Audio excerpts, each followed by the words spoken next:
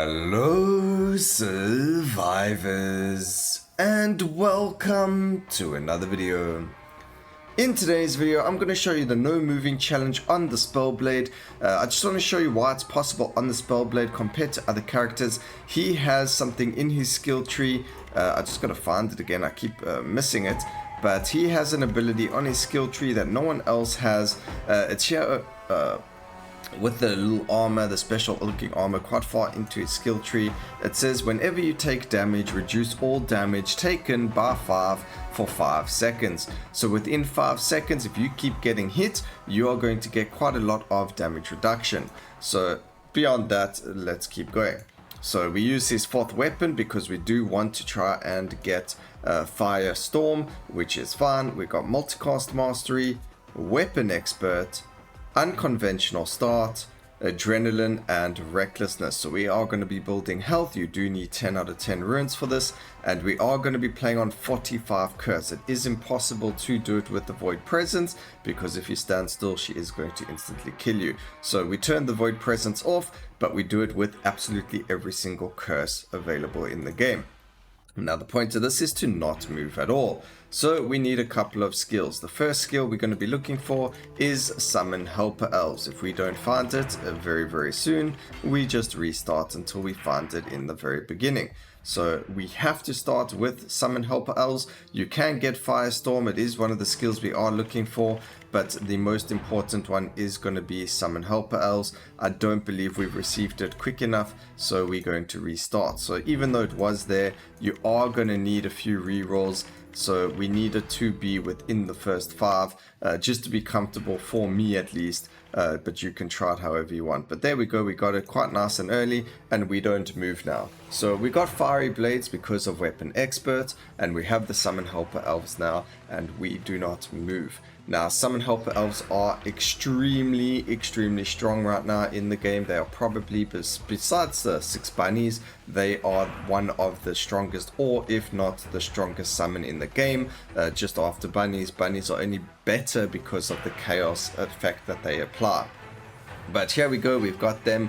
And now we just literally stay still. So the only way we're going to get levels is if we get lucky with RNG, and you see these red circles, they are the meteors that occur from enemies being killed. So the 10% meteors, that's what those are. You don't have to worry about pylons, you don't have to worry about your passive, nothing like that. All we're doing is standing still, and eventually we will end up being knocked into some experience, and that's going to allow us to level and look for other skills. Now the other skills we're going to be looking for are Arcane Power if possible.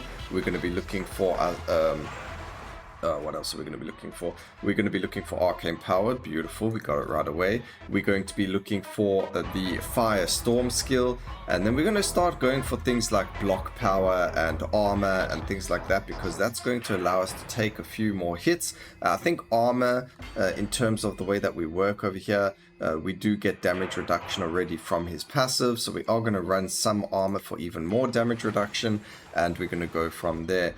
Firestorm right off the bat as well. This is working out to be one of the most perfect runs possible. We're going to grab ourselves Behemoth, because the more life we have the better, and then we're going to get the rare damage upgrade for the elves.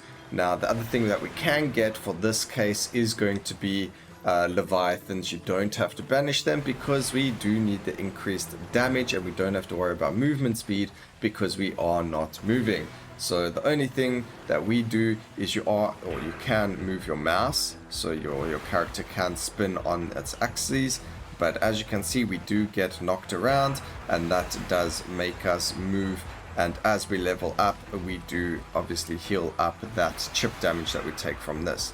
Now I know you're a bit worried, like, oh, but what happens when the bosses come? A lot of it's RNG. You got to hope that you get certain bosses. The best bosses to get would probably be the Chaos Bringer and the Fallen Knight.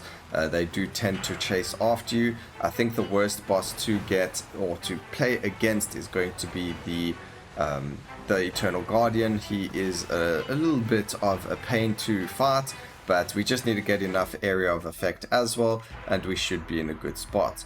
Now I'm going to go with Lightning Bolt. It is a skill we can aim at bosses. and it does provide us with Dazed. And then the last spell we're going to go for Surprise Gift. Now Surprise Gift, although it doesn't do a lot because it is a static bomb, it does allow us to have that defensiveness in our repertoire. So having that defensive skill is very, very strong. We didn't get it here, so I'm just going to grab Void for now. It's probably going to just help us a little bit, but it's not the end of the world. We will replace it as soon as possible, or as soon as we do find the skill. Once we find the rest of the skills, we'll then lock the active skills and go from there. But until then, we're in a very, very good spot. Okay, so the best thing that can happen to us is actually for us to get knocked into boss crystals. They are going to allow us to get all of that juicy XP. We were actually very lucky to get a Doom to Dazed over here because of having Void.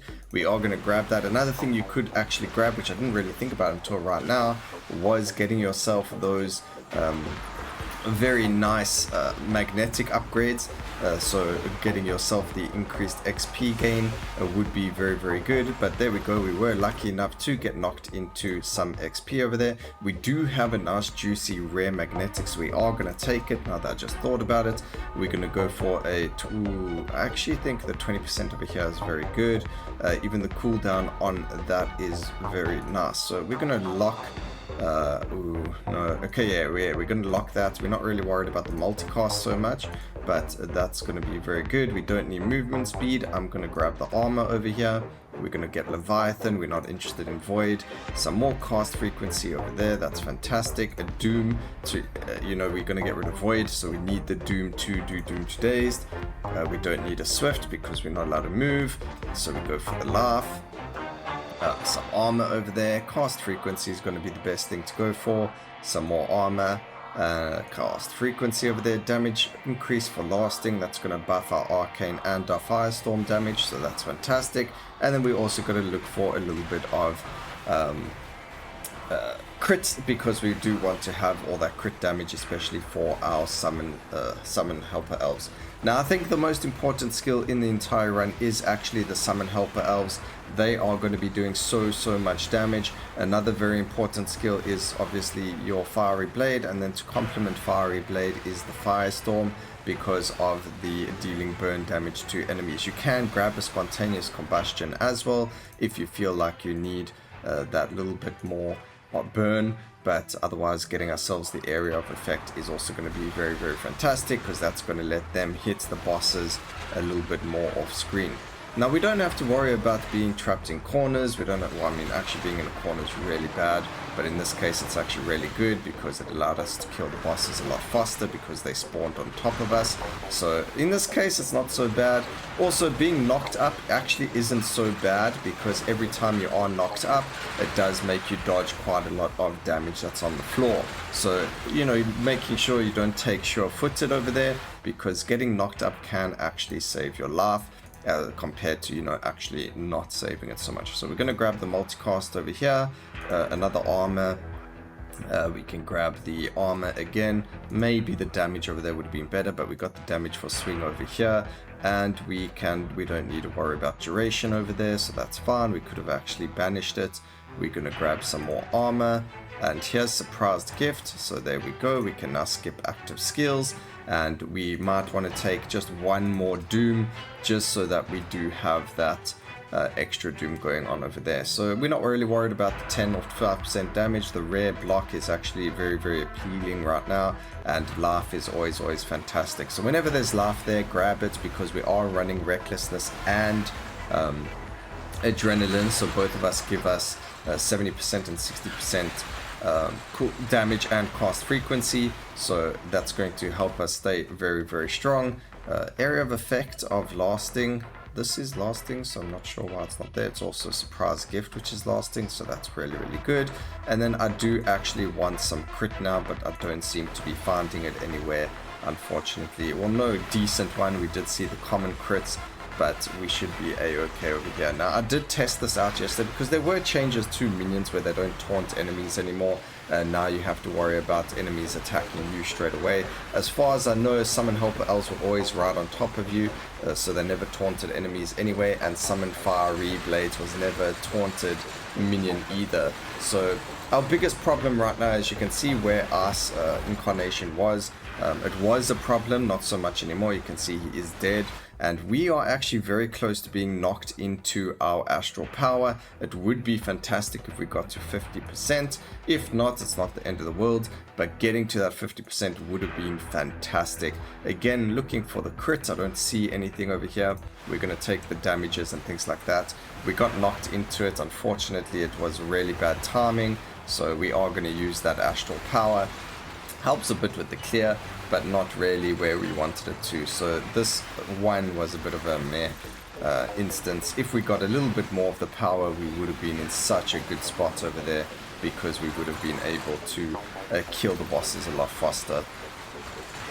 So that's one of the really big RNG things. If you land up getting your astral power and knocked into one of those zones, you are going to be in such a good spot. It's actually ridiculous. But the Plague Bringer is being focused now. We did lose a life there, which is expected. We are expected to lose all of our lives, but we are on our final boss fight very soon. And as you can see, it goes very smoothly, it goes very quickly, and it is such a strong build. Imagine how fast this build would be if we were actually moving. This looks like it could be under 6-minute run, which is just insane. And we have not touched our movement keyboard at all. We haven't touched WASD or anything like that. And you can see we are already nearly killing all of the bosses.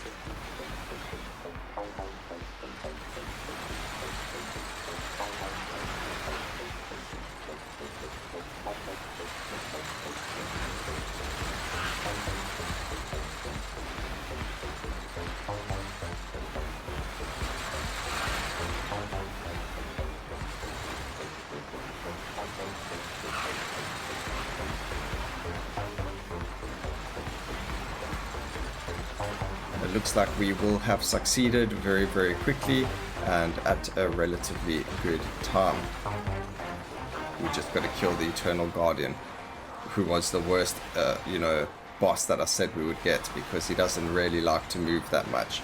So now we need to hope for a knockback into his direction. Otherwise, we're going to be in a very bad position. As you can see, we just kept getting knocked further and further away from him. So come on, let's get knocked into him, please, before we lose another life. There we go. That's good. That's good. That's close enough. I can see he's taking damage from us. Something just chunked him, and then we get knocked away from him. So this is not going so well. We're going to grab that, some potency, damage over there, and some more doom. And let's see if we can get a knock into him. Come on, game, give us a knock. This is what we have to wait for. There's nothing else we can really do about it, but we do need him to be able to come closer. Again, Eternal Guardian's the worst boss that you can possibly imagine in the game for this challenge, because he doesn't come close to you. He is quite far, but something is hitting him. It looked like it was our summons, but now we are trapped in a corner. So oh man, these bounces are horrendous. And we're actually probably going to die because of this and our bad luck. So let's see. We've still got 2 lives, or 1 life. If he is close enough for us to see, that does mean that he is close enough for us to hit. We just need our minions to focus him. There we go. Fantastic. We did it. 8 minutes on the dot, ladies and gentlemen. And that's how you do it. Unfortunately, it would have been done under 7 minutes if Eternal Guardian wasn't the one. But I hope you guys enjoyed the video. Please remember to like, comment. Oh, actually, don't worry about that just yet. Let's look at the skills. I'm getting ahead of myself over here. So let's go take a look. Fiery Blade actually dealing more damage than the Summon Helper Elves. Usually Summon Helper Elves are destroying everything, but I think we got quite a lot of good upgrades on the Fiery Blades this time compared to the Helper Elves.